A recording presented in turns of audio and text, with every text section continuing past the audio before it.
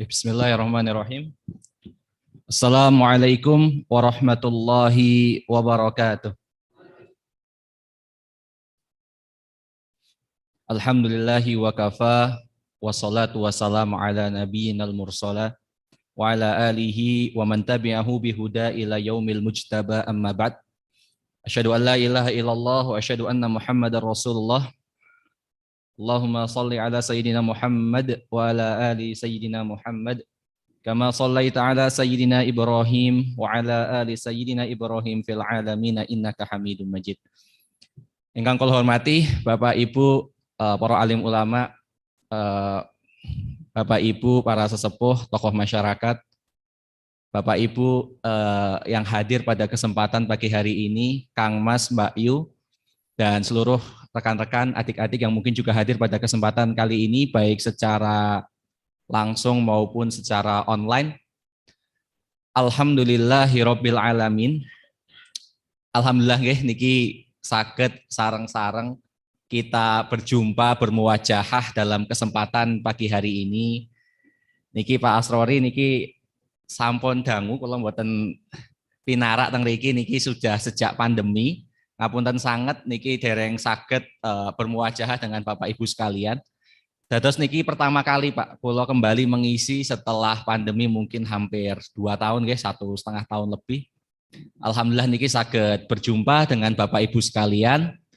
Maka ini tentu menjadi kesempatan yang baik sekali untuk kita bertemu kembali, berdiskusi kembali, dan kita sareng-sareng belajar untuk kemudian apalagi niki kebetulan kula juga mewakili teman-teman milenial niki Bapak Ibu sekalian. Niki kan wonten milenial, wonten kolonial niki. Nah, kadang kula sering ketemu kali Bapak Ibu, Mas, kok zaman sampun benten nggih. Kok cah-cah niku mboten saged dikandani. HP-nan terus sing dipadosi niku napa nggih Mas? Kok napa jingleng ngoten terus ngoten. Lah niku kula mewakili sing muda-muda kudu bisa menjawab dan juga kemudian saged menjembatani. Dados karepe sing nom-nom niku nopo, terus mereka niki menghadapi dunia yang seperti apa. Dan bagi Bapak Ibu orang tuanya maupun simbah-simbahnya niku juga harus memahami. Lah niki materi kula niku akan berbicara seputar niku. Bagaimana kemudian di digital era niki kabeh sampun ngagem HP, kabeh sampun internet, WA-nan ngoten nggih. Lah niku gimana tetap saged bahagia. Sing nom tetap bahagia, mboten padu terus ngoten nggih. Sing senior-senior niki sing sepuh-sepuh mboten stres kok anake beleng ngoten nggih, beling ngoten saged dikandani. Nah niki kemudian coba kita menyeimbangkan niku Pak. Saged senantiasa nerimo ing pandum dengan keadaan hari ini yang begitu cepat berubah, saged terus bersyukur dan bahagia meskipun nggih zamane mencen sampun benten nggih Bapak Ibu sekalian. Ini yang coba nanti kita ceritakan kepada Bapak Ibu sekalian zamannya seperti apa dan kira-kira tips trik untuk kita sing enom-enom saged tetap bahagia, terus juga tidak bermaksiat pada Allah Subhanahu wa taala, yang sepuh-sepuh juga tetap bahagia, mboten stres ngadepi keadaan yang benten banget dengan zamannya Bapak Ibu ketika enom biyen. Kita lanjut Mas. Niki ngapunten tadi saya mboten saged menampilkan, jadi rencana saged kalih coret-coret lebih menarik mungkin di pertemuan berikutnya. Tentu karena judulnya bahagia, maka pertama kali dalam pertemuan ini, dalam forum yang luar biasa ini, maka pertama kali kita bersyukur bahagia. Alhamdulillah. Alhamdulillah nih Bapak Ibu sekalian saged datang ke tempat ini pagi hari ini dalam kondisi yang sehat walafiat. Kula niku beberapa tahun yang lalu pertama kali datang ke Al Arkom niku kalih Pak Parwo nggih Pak almarhum, Allah yarham.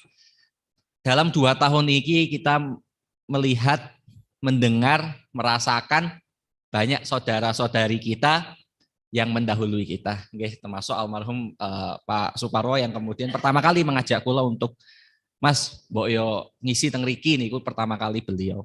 Nah, semoga Allah SWT menempatkan beliau di sisi yang terbaiknya dan juga saudara-saudari kita, Bapak Ibu yang lebih dahulu mendahului kita, terutama dalam 2 tahun terakhir ini karena sangat banyak yang mendahului kita. Semoga Allah SWT menempatkan di tempat yang terbaik.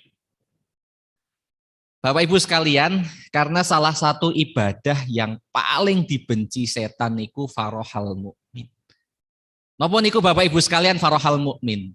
Farohal mukmin niku mukmin sing bahagia, yang ceria, boten gundah gulana.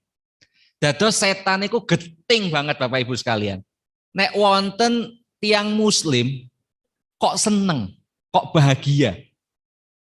Pengennya setan kita niku gundah gulana, pengennya stres, marah-marah terus, sumpek atine, boten tahu mesem, ngoten nggih, wajahnya muram. Itu yang dipingini setan. Dados setan niku pengennya kita itu terus sedih, pengennya kita itu terus boten bahagia ngoten Bu. Jadi salah satu cara melawan setan yang paling efektif nggih bahagia. Nah niku yang kemudian saat niki kok ketoke angel Mas.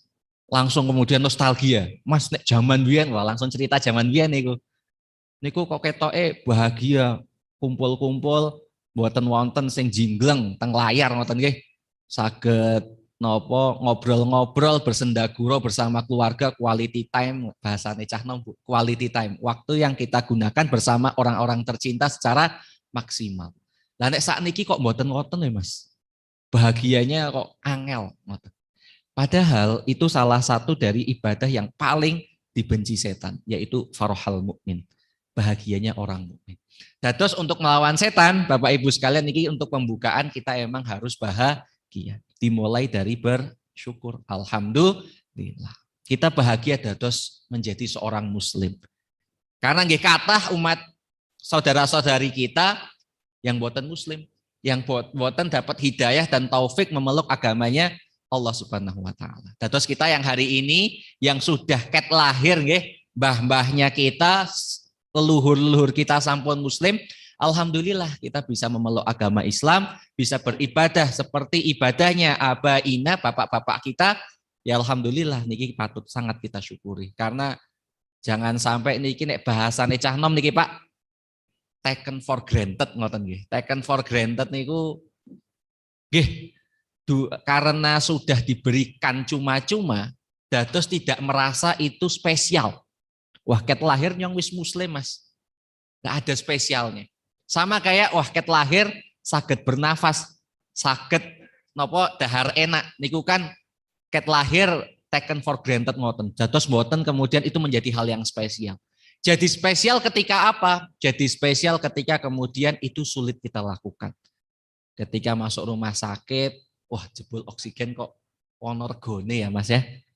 Jebul kok kemudian makan nikmat saenak-enake lauk nek tesih gerah kok ya mboten kersa. Kok mboten kolu nggih, tetep mboten enak. Terus akhirnya tadi nikmat yang makan dengan enak, nikmat sehat tadi akhirnya kita sadari ketika kita sakit. Sama ketika kita kemudian muslim, itu kok mboten kita syukuri betul-betul. Padahal banyak orang para mu'alaf kita baru menyadari. Kalau cerita-cerita mu'alaf yang mengharu biru sampai nangis ketika mereka mendapatkan hidayah Islam. Atau kemudian kita ketika melihat saudara-saudari kita yang meninggal dalam keadaan husnul khotimah, kita baru tergerak. Wah jebul pancen angel nggih mendapatkan hidayah Islam itu. Maka patut kita syukuri.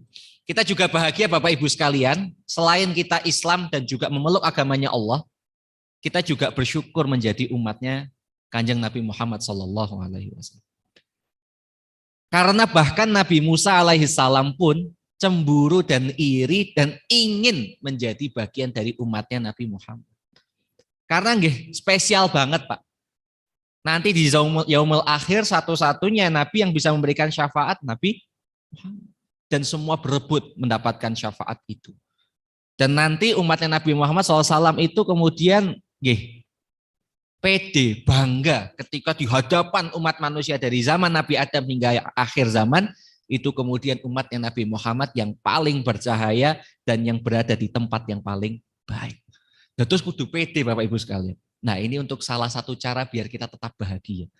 Di tengah berbagai macam persoalan hidup, ngoten nggih, langsung eling. Wah, alhamdulillah kula tesih Islam. Alhamdulillah kula dilahirkan di zaman akhir zaman, meskipun banyak fitnah, banyak cobaan, tapi beruntung menjadi umatnya Nabi Muhammad SAW. Nah, niku cekap. Meskipun kita ini hanya debu dalam terompahnya Nabi Muhammad SAW, hanya setitik dari ribuan miliaran umatnya Nabi yang nanti akan mengikuti beliau, yang nanti akan ada di belakang beliau. Tapi itu sudah sangat cekap, sangat cukup. Karena kata Rasulullah SAW, nanti di akhir zaman ketika ada sekian banyak umat, Nabi Muhammad bisa melihat mana saja umat-umat beliau yang wajahnya bercahaya. Para sahabat bertanya, lah pripun dari sekian banyak orang kok saged sih jenengan membeda-bedakan? Langsung kata Rasulullah, lah kalau kemudian kita melihat dari sekian banyak yang hitam, lalu wonten yang bercahaya, bisa kelihatan wonten? Nah, seperti itulah perumpamaan aku menemukan umatku. Nah, semoga kita senantiasa termasuk hingga nanti akhir zaman, hingga kita nanti dibangkitkan kembali menjadi bagian dari umatnya Nabi Muhammad SAW. Dan bahagianya lagi Bapak Ibu sekalian, bersyukurnya lagi, banyak hal-hal mubah yang bisa kita kerjakan. Karena beberapa umat sebelum kita itu terbatasi hal-hal mubahnya. Nah, kita banyak sekali hal-hal mubah yang bisa kita lakukan, mulai dari momong anak, mulai dari jagongan kalih rencang-rencang, tapi di saat yang sama itu juga bisa mengingat-ingat nikmatnya Allah Subhanahu wa taala, meskipun itu hal mubah, bukan satu sunnah yang dianjurkan ngoten nggih. Tapi ketika kita melakukan itu dan dalam keadaan bahagia, niku setan boten seneng. Nah, ketika setan niku boten seneng, disitulah pahala buat kita. Karena membuat musuhnya Allah itu tidak suka adalah pahala. Dan di saat yang sama ketika kita melakukan banyak hal-hal mubah tadi, berarti kita lagi mensubstitusi, mengganti waktu yang harusnya mungkin kita bisa tergelincir untuk maksiat, gibahi orang, nopo kemudian maksiat-maksiat yang lainnya, tapi karena kita lagi melakukan hal yang mubah, berarti kan tidak melakukan maksiat. Nah, tidak meninggalkan maksiat juga bagian dari ibadah. Dados niku nikmat banget. Maka kata ada juga lagi farohal mukmin itu ketika melakukan banyak hal-hal yang halal, hal-hal yang mubah dan itu dihitung pahala. Dihitung pahalanya karena membuat setan tidak suka ketika kita bahagia. Di saat yang kedua karena kita mengganti waktu kita dengan melakukan dengan melakukan hal yang mubah ketimbang melakukan maksiat. Nah, maka banyak sekali pahala-pahala di sisi Allah Subhanahu wa taala dan salah satu yang paling penting adalah senantiasa bahagia. Dados mesam-mesem nggih wonten dalile nggih niki tetap bahagia, tetap seneng ngoten, tetap faroh. Faroh niku nggih seneng ngoten dalam keadaan apapun bisa bahagia. Nah niku kan alhamdulillah kita juga lahir nih menjadi bagian dari mungkin di Jawa niki secara filosofis nggih bisa tetap bahagia di tengah kegetiran hidup nggih Bapak Ibu sekalian. Nah niku filosofi-filosofi yang diajarkan sesepuh-sesepuh kita niku penting sekali. Karena dalam ayat qul bifadlillahi wa birahmatihi fabidzalika falyafrahu huwa khairum mimma yajmaun. Qul bifadlillah. Katakanlah dengan karunia Allah ini wa birahmatihi dan dengan rahmatnya Allah ini fabidzalika falyafrahu. Hendaklah kita berbahagia. Jadi dengan segala rahmat karunia yang Allah berikan kepada kita kok masih boten bahagia, kok masih murung dalam sehari-hari, kok murung sumpek ngoten nggih atine niku belum bisa mensyukuri fadhailnya Allah dan juga rahmat yang Allah berikan kepada kita. Karena ini kata Allah Subhanahu wa taala khairum mimma yajmaun, lebih baik daripada apa yang sehari-hari kita kumpulkan, sehari-hari kita usahakan, senang itu sudah jauh lebih baik. Jadi dengan segala fadilah dan juga rahmat dari Allah, maka falyafrahu. Senang Bapak Ibu sekalian, ini jalilnya jelas.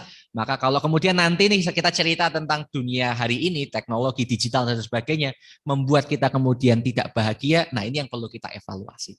Kita lanjutkan. Nah, pandemi ini Bapak Ibu sekalian mengajarkan saya secara pribadi banyak hal. Niki banyak hal yang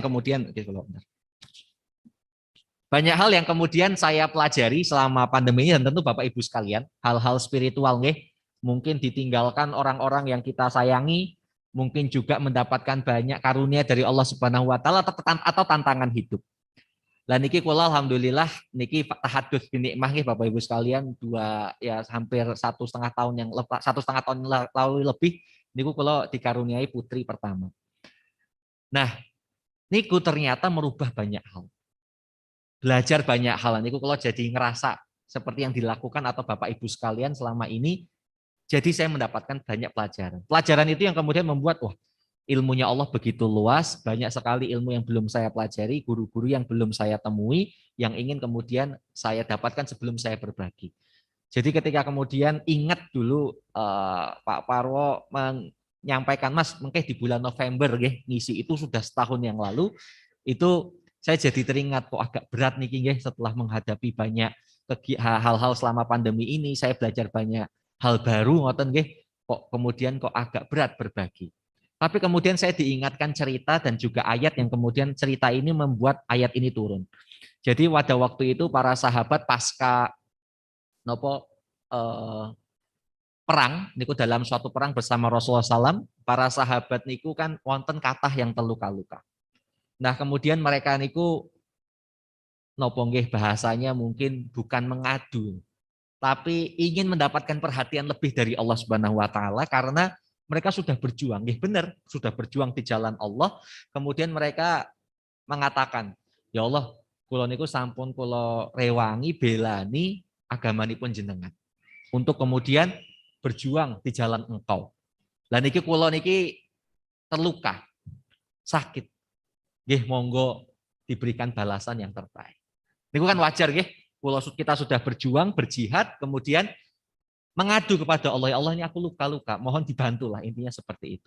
Tapi ternyata Allah Subhanahu wa taala bukan kemudian memberikan kabar bahagia atau nggih kula bantu ngoten nggih. Tapi kata Allah Subhanahu wa taala justru menurunkan ayat surat An-Nisa ayat 104 ini. Yang itu kemudian mengingatkan kita untuk terus berjuang karena orang-orang di luar sana juga berjuang. Kata Allah Subhanahu wa taala, wala tahinu fi ibtighail qaum. Dan janganlah kamu berhati lemah. Jangan berhati lemah dalam mengejar mereka atau musuhmu. Artinya kemudian tidak kemudian mendramatisir apa yang kita lakukan itu didramatisir. Koyo-koyo yang paling heroik, koyo-koyo yang paling berjuang kiambak. Kata Allah Subhanahu wa taala, in takunu ta'lamuna fa innahum ya'lamuna kama ta'lamun. Nek jenengan iku nih Bapak Ibu sekalian, kita itu kalau menderita sakit, kalau kita itu kesakitan dalam berperang, berjuang dalam berperang, mereka itu juga sama. Kaum kafir Quraisy niku itu juga mereka juga kesakitan, mereka juga wonten sing terluka nggih. Wonten semuanya kemudian tidak terluka. Bahkan mereka juga banyak yang mati. Tapi mereka dengan berani untuk melawan kita. Padahal kata Allah Subhanahu wa taala wa tarjuna minallahi ma la yarjun. Sedangkan engkau kalian ini mengharap daripada Allah apa yang tidak mereka harapkan. Kita ini punya Allah. Dengan kita berjuang itu kan sudah jelas ganjarannya. Itu kok kita masih mager-mageran, apa malas-malasan, sedangkan mereka yang nggak jelas balasannya saja, mereka berani. Nah, contoh misalkan para pengedar narkoba niku, udah jelas-jelas salah ya Pak, niku saged berani ngoten nggih, bahkan saling antar sesama geng narkoba niku berantem rebutan pangsa pasar mereka. Nopo kalau kita melihat preman-preman niku nggih sudah tahu niku salah, mereka juga masih berani berjuang. Sing jelas-jelas salah mawon niku dengan dalam tanda kutip nggih gagah berani berjuang, lah kita sing jelas-jelas memperjuangkan kebenaran kok mboten berani, mboten tampil, mboten muncul. Seperti tadi misalkan kita lewat di situ. Saudara-saudari kita niku jam 5:30 juga sudah semangat nggih niku. Nah, makanya kemudian hari ini Bapak Ibu sekalian alhamdulillah kita juga memiliki semangat yang sama. Kalau mereka berjuang, kita juga berjuang. Nah, ayat ini kemudian mengingatkan kita, mengingatkan saya pribadi, wah, di luar sana niku kata orang yang mendakwahkan LGBT, liberalisme dan lain sebagainya, niku nggih tenanan, Pak. Mengkaji berhari-hari, berminggu-minggu, berbulan-bulan, di bela-bela nih sekolah teng luar untuk kemudian belajar langsung dari sumbernya, menulis buku dengan serius, niku wis semangat nggih.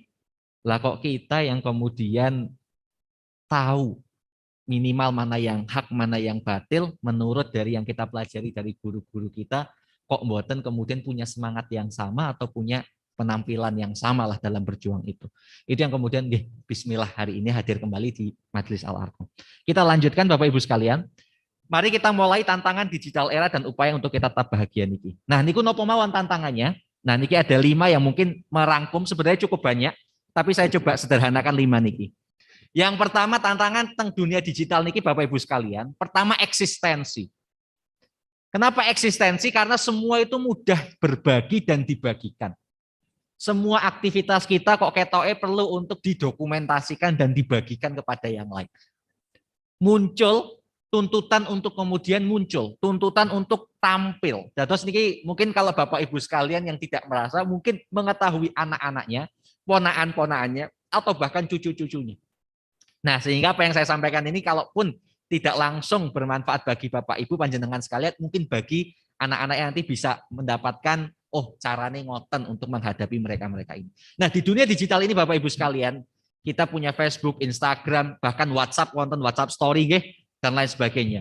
Itu semua membuat kita itu pengen eksis, pengen diregani secara digital untuk pengen terlihat, pengen dipuji, pengen di likes, pengen di komen, pengen di notice nih bahasane cah nang Bu. Di notice niku diwarok nopo nggih di notice nggih di nopo di orang lain menyadari kita ada, pengen di komen, di likes dan lain sebagainya. Nah, hal ini tentu justru membuat kebahagiaan kita itu bukan berdasarkan kebahagiaan karena diri kita sendiri, tapi pengen bahagia itu karena orang lain. Wah, nek wis di like kathah seneng. Nek dipuji, wah apik teman foto nang dia, terus kemudian setelah itu baru kemudian bahagia. Jadi bahagianya itu bukan ketika kita menikmati perjalanan, misalkan kita ke tempat yang bagus, atau bahagianya ketika mendapatkan rezeki berupa pakaian yang bagus, tapi bahagianya menunggu. Wah, nek udah pakai pakaian bagus belum bahagia, nunggu dipuji sih. Ayo temen tah saiki ya. Terus kemudian baru mesam-mesem. Bahagianya menunggu itu. Setelah kemudian diposting kata sing likes. Wah, jebul nyong eksis juga aja ngoten nggih. Baru kemudian senang. Terus bahagia kita di era digital ini bukan ketika kemudian melakukan kebaikan atau mendapatkan rezeki langsung bahagia, tapi menunggu orang lain dulu, menunggu afirmasi, menunggu persetujuan. Nah, niku kan ribet nih Pak. Padahal manusia niku kan kata ulama inna ridhonas ghoyatan latudrok.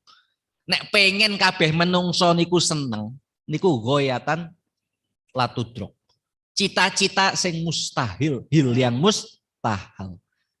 Lah kenapa? Contoh misalkan cerita niku nggih napa wonten orang tua dengan anaknya baru beli keledai. Nah, kemudian anaknya naik baru lewat satu kampung, kata kampungnya tersebut, walah anak kok mboten berbakti, kurang ajar kalih wong tuane. Wong tuane kon nuntun anaknya di atasnya. Pak akhirnya udah turun. Bapak sing naik. Bapak akhirnya di atasnya lewat satu kaum dirasani lagi. Bapak yuk tegel temen nih. Anak sing kon nuntun. Weh turun kita dua-duanya turun lewat lagi. Kata orangnya, kata kampung berikutnya, lah kok wis tuku keledai kok mboten ditumpaki niku pripun niku. Akhirnya ya wis kita naik lagi, dua-duanya naik Mas. Dua-duanya naik. Lah tegel teman keledai cilik kok sing numpaki wong loro. Terus di media sosial pun demikian. Mboten saged kabeh wong niku kita sukai. Mas, tapi penjual es krim itu membuat kita semua bahagia. Jari sinten, emang wong tuane seneng niku. Ketika anak-anaknya seneng maem. Lah wong tuane, waduh, ket wingi wis es terus napa kowe bali-bali meler napa pilek napa-napa kan mboten seneng juga nggih Pak. Terus tidak ada hal yang bisa membuat kabeh wong niku seneng. Mesti wonten sing geting. Lah niku sampun sunatullah. Dados nggih di era digital ini eksistensi yang membuat kita pengen dipuji itu juga menjadi tantangan untuk tidak bahagia. Yang kedua, karena semua sudah dibagi niki, dados ketok-ketok kompetisi. Seperti balapan. Seperti kalau kemudian yang lain punya itu kudu duwe. Atau kalau anaknya misalkan contoh saya karena kebetulan pas niki, anaknya iso macam-macam. Wah, kudu iso macam-macam. Karena kita melihat Misalkan biyen pas anak kula kasuhan iki 6 bulan napa niku yang lain sepantaran anak-anake kanca kula kok sampun jumpalitan, sampun tungkerep ngoten nggih. Kok anak kula kok dereng. Akhirnya jadi membanding-bandingkan. Jadi mboten ridho terhadap kodok dan kodarnya Allah. Akhirnya dados cemburu, dados iri dengki. Suka ketika melihat orang lain susah dan susah ketika melihat orang lain seneng. Nah niku kan ribet nggih Pak. Wonten wong seneng kok malah kita geting. Nah akhirnya niki yang kemudian perlu kita waspadai. Wah, kok ketoke kayak ini ya. Akhirnya kita banding-bandingkan. Kok anaknya orang itu kok ketoke soleh temen, kalem lah anak inyong kok koyong ini ya. Terus akhirnya nggak bersyukur. Padahal di luar sana banyak yang jauh lebih parah lagi misalkan. Atau kemudian ketika melihat yang lain kok kabeh teng media sosial ketoke kok ganteng-ganteng nggih kaya aktor-aktor Korea sing wedok nggih ayu-ayu kaya artis-artis Turki ngoten nggih. Akhirnya mboten mensyukuri pasangan yang kita miliki di rumah. Nah, kompetisi ini membuat kita pengen harus lebih dari yang lain. Nek biyen mungkin membandingkan meng kalih tanggane nggih, meng dibanding-bandingkan kalih tanggane. Lah sakniki wonten media sosial pembandingnya kathah. Itu yang menjadi tantangan untuk kita bahagia hari ini ya, sifat iri, cemburu, dengki karena suka memperhatikan orang lain. Yang ketiga tantangan untuk kita bahagia niki Bapak Ibu sekalian adalah transformasi. Maksudnya pripun? Dunia niki cepat banget berubah. Zaman biyen Bapak Ibu sekalian mungkin dereng wonten macam-macam. Tahun 2000-an milenium, zaman awal milenium wonten PGA, wonten HP awal, wonten komputer.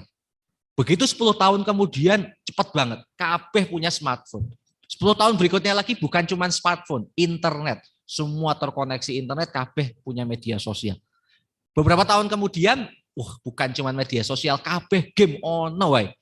Cacah cilik yang kita rasa nggak mudeng, kok jebol mudeng, kok jebol sakit.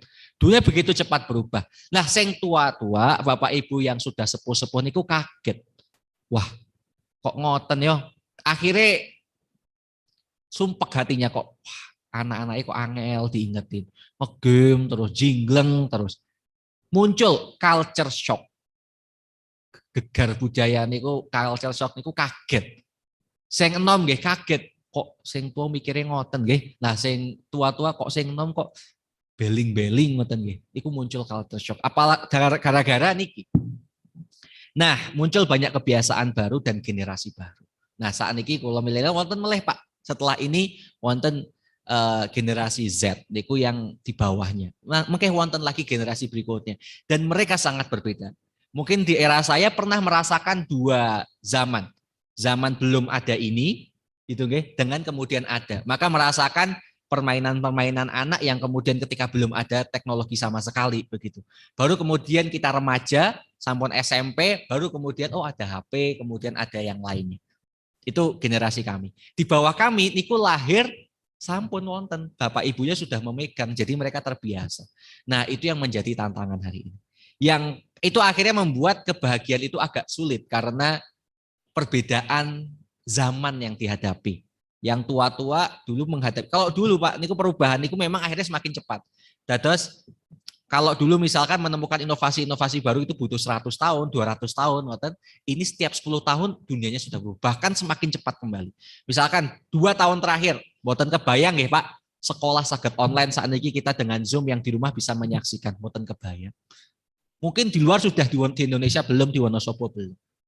Mboten kebayang niku kita saged klik langsung nyampe di depan rumah kita. Tumbas macam-macam. Apa yo iso Mas tumbas saking HP, kan pengennya nyoba nggih Bapak Ibu sekalian.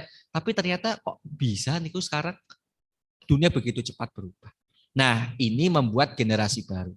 Yang keempat, nah niku ini yang keempat saya mau ceritakan beberapa perusahaan yang ternyata secara awal niku didesain untuk ini, Pak.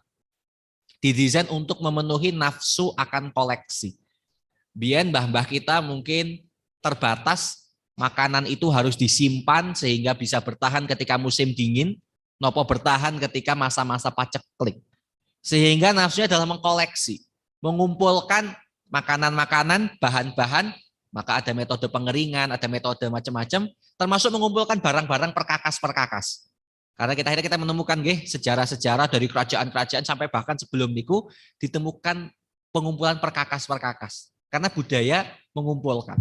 Karena mungkin dulu tinggal di tempat yang harus mengumpulkan barang itu. Nah, ini masih menjadi DNA kita. Terus tentang DNA kita ini juga suka koleksi, suka mengumpulkan barang. Nah, hal ini diketahui oleh perusahaan seperti Amazon, seperti perusahaan-perusahaan Alibaba, dan diikuti oleh perusahaan-perusahaan yang ada di dalam negeri. Yaitu apa? Yaitu ingin untuk membeli semua. Untuk kemudian semua ada, semua kita miliki. Perasaan hedonistik. Semua pengen kita miliki dan merasa memiliki terhadap hal-hal yang duniawi tadi. Nah, ini kenapa menjadi menarik atau kenapa kok uang seneng ngoten nggih, Pak? Itu ada teori yang disebutkan karena kita ketika membeli barang-barang itu kita akhirnya ada keluar namanya serotonin. Niku semacam napa nggih zat atau reaksi di dalam tubuh yang membuat kita bahagia. Membuat kita seneng. Tapi itu karena kita setelah membeli sesuatu. Atau gimana contohnya, misalkan Bapak Ibu sekalian habis nyuci motor, nopo habis nyuci mobil, ngoten nggih, kemudian numpai kok ketok lebih ngoten nggih, lebih gres, lebih nyaman, kelihatan lebih mantap ngoten. Nah niku, itu yang disebut sebagai itu mengeluarkan tubuh kita mengeluarkan serotonin. Sesuatu yang setelah kita bersihkan, bersih gitu kemudian kita merasa. Atau ketika kemudian kita pergi ke toko-toko, misalkan Bapak Ibu nemeni putu-putunya ke mall, kenapa ada lampu-lampu yang terang sekali, kemudian semua bersih, clean.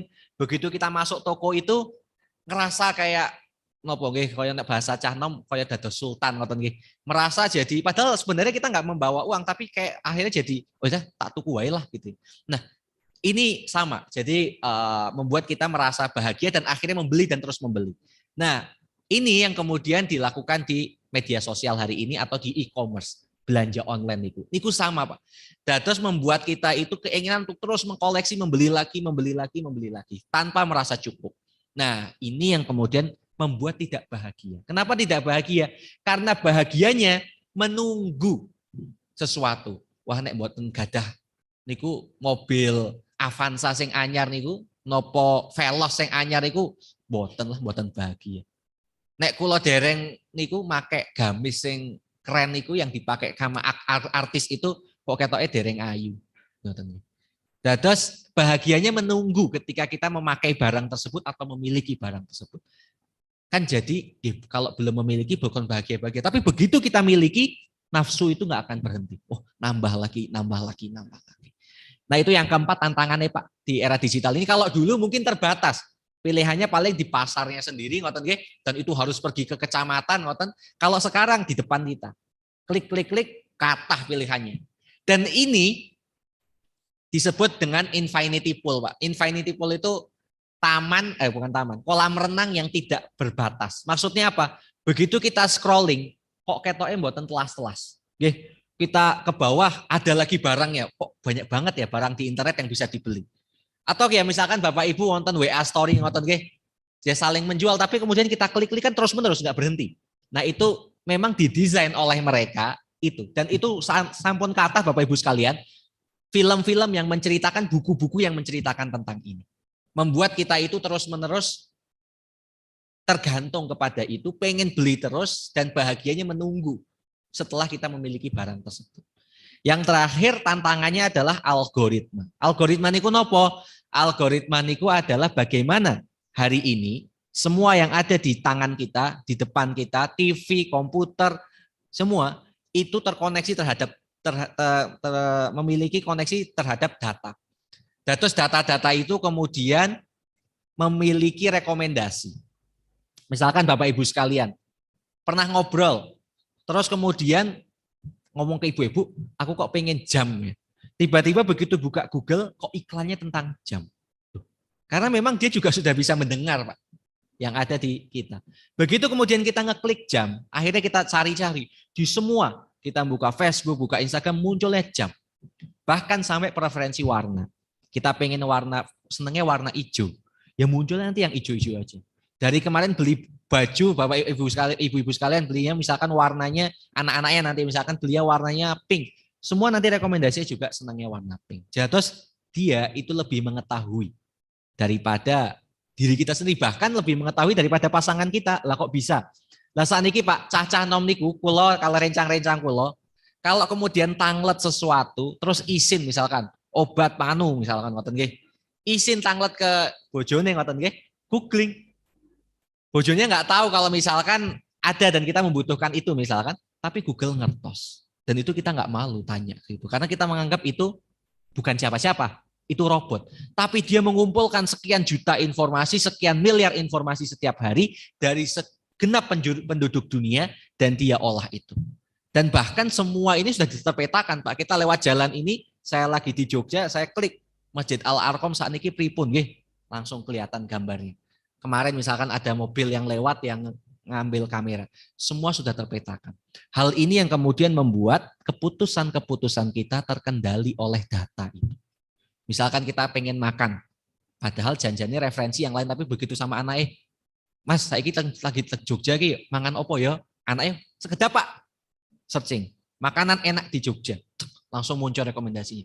Padahal janjinya wonten yang lain, tapi rekomendasi itu. Artinya keputusan kita makan mawon, diputuskan oleh robot niki, oleh komputer. Artinya kebahagiaan kita Bapak Ibu sekalian di era ini, mungkin Bapak Ibu Mas dereng kebayang, tapi mungkin cerita ke anak-anak mawon mungkin kebayang niku. Niku keputusan kita bahagia itu bukan lagi ditentukan oleh diri kita sendiri, tapi oleh banyak hal, termasuk komputer niki, termasuk Google. Nah, Google itu salah satu perusahaan yang memang mengumpulkan semuanya gratis dulu. Bikin email gratis, mau cari apapun gratis, baca di situ gratis. Ketika semua udah gratis, kemudian baru dibuat ketergantungan. Begitu ketergantungan baru dia akan minta bayaran. Dan sekarang jadi perusahaan terbesar. Nah, itu contoh-contoh. Nah, mereka punya data sekian banyak, membuat keputusan-keputusan kita terkendali. Nah, itu jadi hati-hati Bapak Ibu sekalian. Nanti pada Mas Mbak sekarang yang masih muda-muda ini, banyak keputusan-keputusan kita untuk bahagia pun ditentukan bukan oleh diri kita, tapi oleh data yang ada di dalam internet itu. Nah, ini waktu yang terbatas ini, maka pertanyaannya, di digital era yang membuat kita lebih mudah mengeluh ini. Wah, karena mengeluh dengan keadaan yang lain, dengan keadaan kita kok kita ngoton-ngoton mawon orang lain dah seperti ini, merasa rendah diri, merasa wah yang lain jauh lebih hebat, karena yang lain pamer Pak. Padahal yang dipamerkan itu hanya 15 detik itu. Dalam 24 jam kesehariannya, kita hanya ngelihat WA story-nya kan, kok asik temen ya, ya sing diposting sing asik-asik, mosok diposting pas lagi nangis-nangis kan boten nggih Bapak Ibu sekalian. Nah kita ngelihat pas bahagia-bahagianya aja, langsung ngelihat ke rumah ngoten kalih pasangannya, kalih anak-anaknya, kalih orang tuanya, kok dewe kok mes napa nggih murung terus nggih Bu ngoten. Padahal yang kita lihat di orang lain itu hanya sedikit. Mereka juga pasti menghadapi persoalan yang sama. Nah dengan ini kita merasa rendah diri, sering tidak merasa bahagia. Suka membandingkan dengan nikmat orang lain, tidak berpuas dengan apa yang ada. Padahal tadi kita sudah ingatkan Bapak Ibu sekalian, farahal mukmin itu ibadah yang utama. Karena ingat sekali lagi, lawannya syukur adalah kufur. Tertutupi, terhijab, boten sakit merasa bahwa niku nikmat. Boten sakit, nah niku yang paling bahaya. Yang tadinya itu sangat sederhana, itu membuat kita itu kemudian jadi biasa, yang harusnya bahagia niku sederhana jadi ribet. Wah harus menunggu orang lain, harus menunggu milik ini, harus jadi gubernur harus jadi pengusaha kaya dulu, harus jadi rektor rien, harus jadi macam-macam dulu, pejabat dulu, harus naik pangkatnya dulu baru bahagia. Lah emang biyen pas zaman kita kecil nggih Bapak Ibu sekalian, main-main ceblon niku nggih sampun bahagia. Dados sebenarnya bahagia niku nggih sangat sederhana. Nah, lawannya syukur adalah kufur. Tertutupi, itu yang paling bahaya, kita tidak bisa merasakan sebenarnya itu nikmat, sebenarnya itu karunia. Tapi kita tertutupi dan akhirnya merasa itu bahagia, merasa itu biasa-biasa saja. Nah, lalu bagaimana? Niki ada ayat yang kemudian kita bisa ingatkan.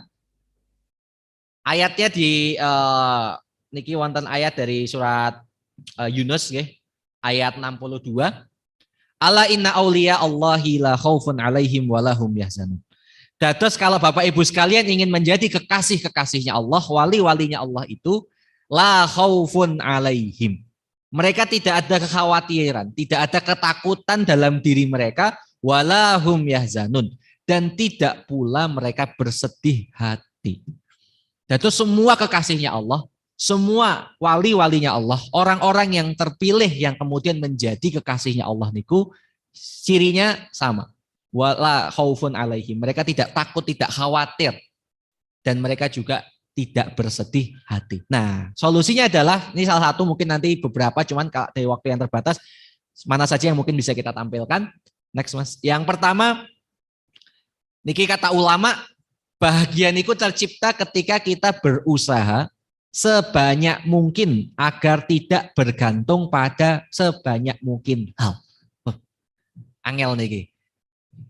Bahagia niku ketika nopo hidup niku sebenarnya adalah ketika kita berusaha sebanyak mungkin, kita tetap berusaha, kita berusaha sekeras mungkin, tapi usaha kita itu bukan untuk mendapatkan banyak hal, tapi justru usaha kita itu agar kita tidak tergantung pada banyak hal. Seneng niku mboten tergantung ketika uangnya punya berjuta-juta. Seneng niku mboten ketika kemudian gadah nopo rumah sing megrang-megreng ngoten nggih, yang gede yang kemudian ketoke nek luas bahagia. Nek sempit kok kayaknya dereng bahagia. Nah, itu masih tergantung.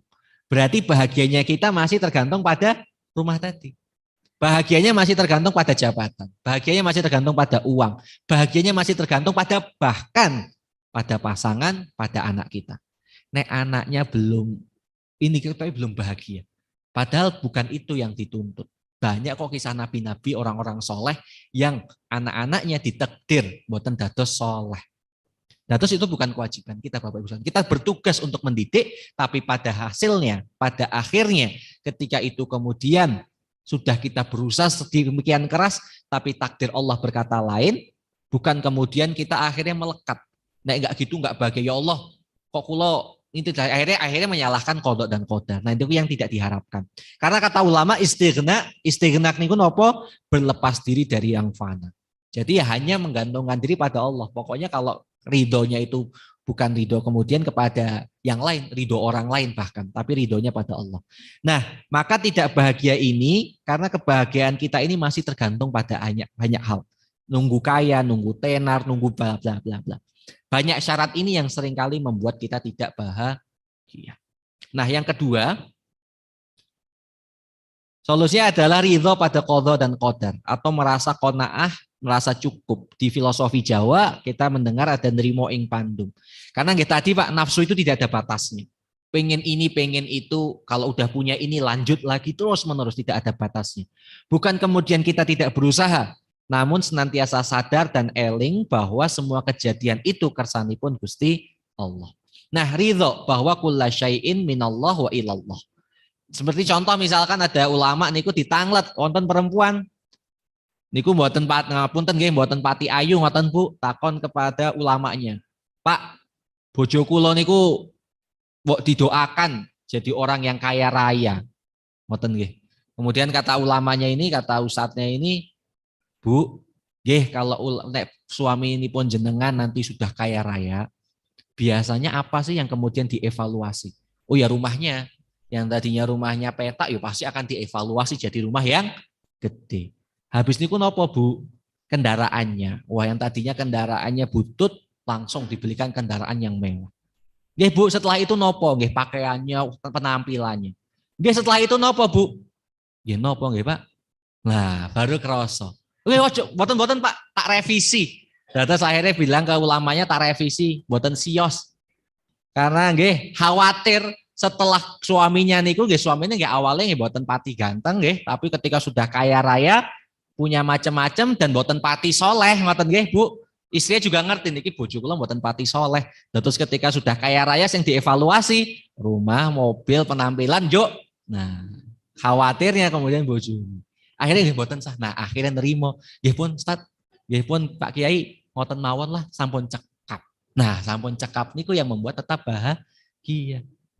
Nah, ini banyak cerita-cerita seperti ini di yang dulu-dulu, tapi menurut saya menarik sekali karena di dalam ayat pun kata Allah Subhanahu wa taala, ya ayat Tuhan nafsul mutmainnah, napa? Irji'i ila rabbikum radiyatan mardiyah. Jadi kembali ya dalam keadaan radiyatan mardiyah. Kita ridho terhadap sekian banyak qada dan qadarnya Allah, baru kemudian Allah juga memberikan ridhonya kepada kita. Yang ketiga Bapak Ibu sekalian, dan ini penting, fokus kepada diri sendiri. Tahu tugas dan kewajiban. Maksudnya nopo? Tidak terfokus pada yang tidak bisa kita kendalikan atau tidak bisa kita ubah. Dados bahagia niku yang ada di dalam diri kita. Misalkan Bapak Ibu sekalian yang jadi guru di sekolah-sekolah, sudah ngajar dibela-bela nih, ngajar nganti jumpalitan, belum pulang-pulang ngisi administrasi kata sanget. Begitu ngajar kok muridnya beling-beling, ngoten nggih Bapak Ibu sekalian, diajar kok ora mudeng-mudeng. Nah, itu sesuatu di luar kendali kita. Yang bisa kita kendalikan adalah menyiapkan materi sebaik mungkin, meningkatkan terus cara berkomunikasi kita, meningkatkan lagi cara kita menjangkau mereka. Tapi kalau sudah melakukan itu, sudah berusaha, tapi ujuk-ujuk mereka belum juga tercerahkan, ngoten nggih. Ya niki boten kewajiban kita. Dados tidak terbebani murid beling pas sekolah nggih boten dugi ngoten nggih, boten do teko niku boten kemudian sumpek nyong wis teko ket mau isuk kok ora do teko. Nah, ini membuat ketika kebahagiaan kita diukur dari orang lain. Nek dia udah seperti ini baru kita bahagia. Nah, sama dengan di media sosial. Nek kita jalan-jalan kalih putra wayah nggih begitu menikmati mawon, mboten sah kemudian pas sudah ngoten difoto terus menunggu yang lain komen. Wah nek ora dikomen wah ketoke dereng marem. Nah, ini ada contoh yang menarik Imam Syafi'i misalkan dulu. Niku kan ketika ada orang niku di depan beliau niku hormat sangat ngoten kalih Imam Syafi'i nggih salim nggih sungkem kemudian hormat lah nggak pernah berkata-kata kasar. Begitu di belakangnya, nah niku setelah itu ada orang lain. Imam Syafi'i, nah jenengan niku kok pripun niku nggih. Niku tadi orang-orang itu di depan jenengan, hormat-hormat. Di belakang kok ngerasani jenengan. Terus jawabannya Imam Syafi'i nggih gampang mawon, Bu. Mboten ribet ngoten, rileks mawon. Kata Imam Syafi'i, nggih, alhamdulillah dong. Berarti kula wonten wibawanya. Di depan kula mboten wani untuk ngomongi. Baru di belakang nggih, alhamdulillah kula tesih gadah wibawa. Dados fokus kepada diri kita dan tidak mempertimbangkan orang lain. Alhamdulillah kula tesih wibawa. Daripada diomongi teng ngarepe nggih, di depannya malah justru mboten wibawa.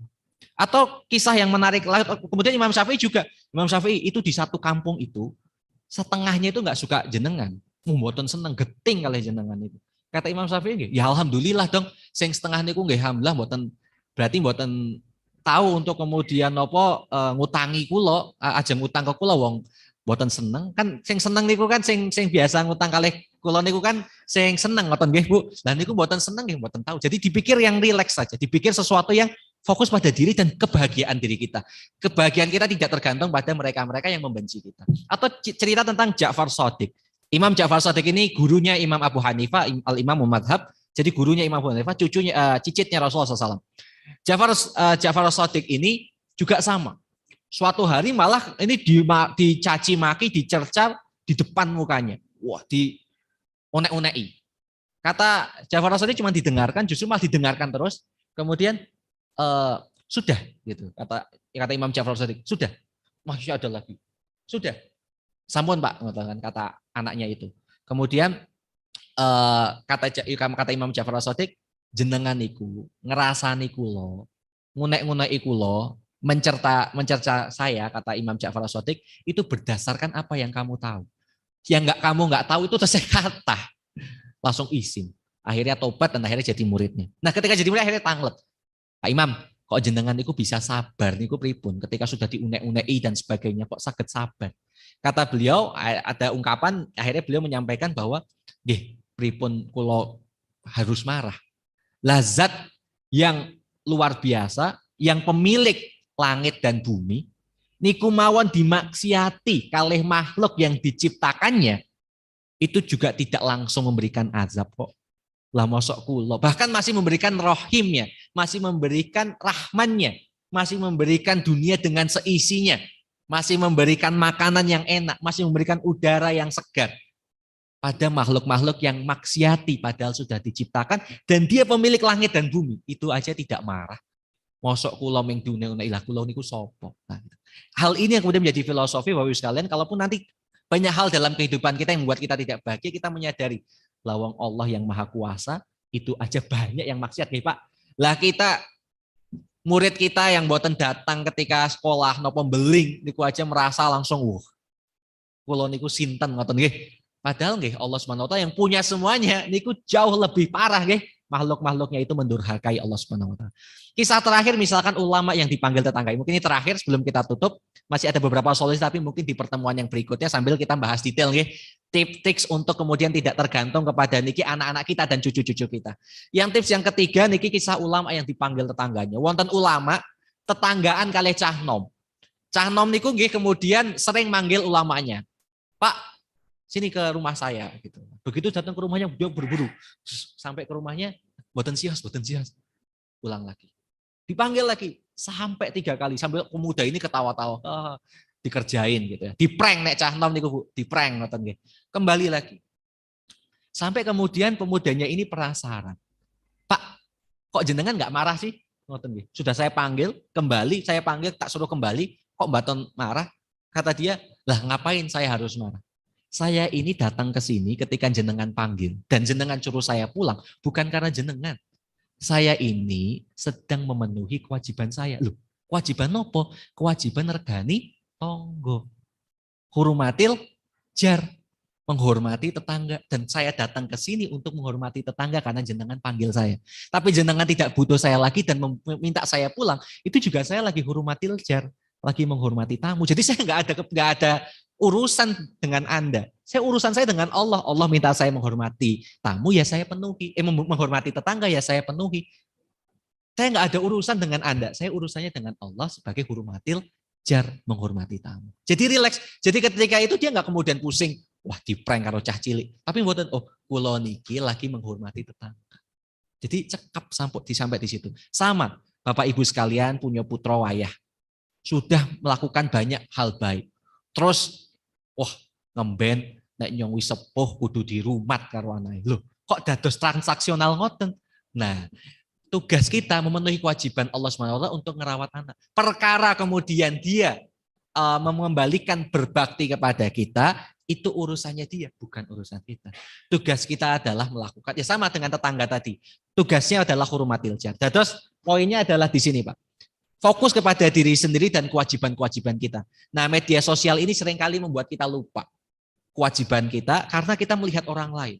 Wah, kok ketoknya harmonis temennya, kok anaknya kok ngopeni temen kali wong tuane. Terus akhirnya membandingkan anak kita dengan yang lain, membandingkan istri kita, suami kita. Padahal bapak-bapak dia kewajibannya makruf terhadap ibunya, berbuat baik pada ibunya, cekap. Perkara kemudian ibunya akhirnya bapak-bapak pulang dari kerja, pulang dari perjalanan jauh, pulang kemudian sudah disiapkan air panas untuk mandi, teh anget, nas gitel nggih, panas lagi kental ngoten tehnya, atau kemudian disiapin wedang pisang godok, wedang jahe, niku urusannya ibunya. Tugasnya bapak memberikan yang makruf. Kalau ternyata di rumah juga ternyata nggak seperti itu, kita low expectation. Bahasanya Cah Nom Pak. Mengurangi ekspektasi, tidak terlalu berharap dan fokus pada diri. Tugas kula makruf, tugas kula berbuat baik. Perkara orang lain itu tidak memberikan kebaikan kepada kita, bukan urusan kita. Nah, semoga dengan ini Bapak Ibu sekalian baru 3, masih ada 4 yang lainnya, tapi semoga di pertemuan yang lain. Nah, hari ini Bapak Ibu sekalian, ala inna auliya Allahi la khaufun alaihim wa lahum yahzanun. Kalau kita ingin jadi kekasih-kekasihnya Allah, la khaufun alaihim. Boten usah khawatir dengan anak-anak kita, boten usah khawatir dengan cucu-cucu kita, serahkan semuanya pada Allah Subhanahu wa taala. Boten usah khawatir dengan pasangan kita, tidak usah khawatir dengan agama kita ini, bahkan Allah Subhanahu wa taala berjanji untuk menjaganya. Tidak usah khawatir dengan madrasah kita. Kalau kita melakukan yang terbaik, insya Allah Allah juga akan memberikan yang terbaik. Walahum yahzanun. Jangan terlalu bersedih hati terhadap hal-hal itu, fokus pada diri kita, karena bahagianya kita, sekali lagi Bapak Ibu sekalian, itu adalah ibadah yang utama karena membuat setan geting. Ngoten nggih Bapak Ibu sekalian?